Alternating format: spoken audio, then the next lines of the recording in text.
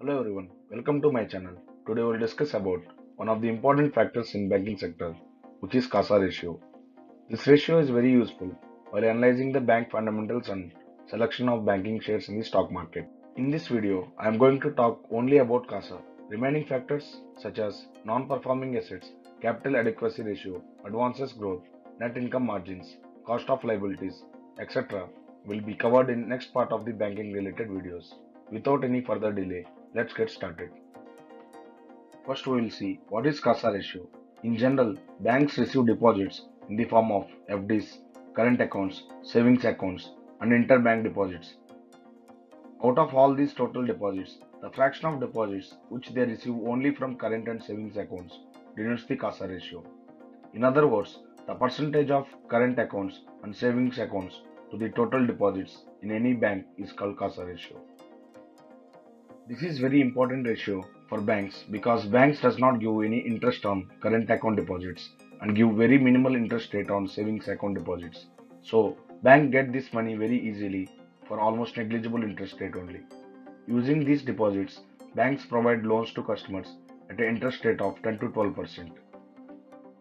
How new or growing banks can increase CASA ratio? They can always increase CASA ratio and can attract customers to open their savings account in their banks by providing good interest rates such as 6 to 7% on their deposits. By keeping 6 to 7% interest rates, CASA ratio will automatically increases. As soon as the new banks gets well established, they will gradually decrease the interest rates to 4 to 5% on their savings account deposits.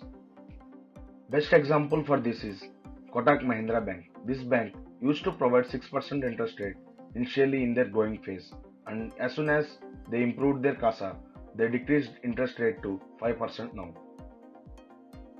Banks prefers CASA than fixed deposits because banks can earn more income from current and savings account deposits rather than fixed deposits.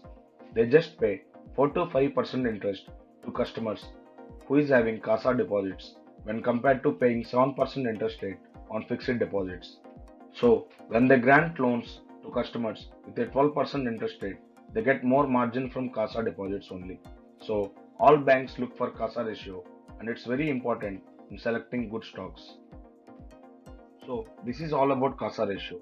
In our next videos, we will see the relation of CASA with other factors such as non-performing assets, capital adequacy ratio, advances growth, net income margins, cost of liabilities or cost of funds, etc. So, this is all for now. If you like my content in the video, please do like, share and subscribe my channel. Thank you very much.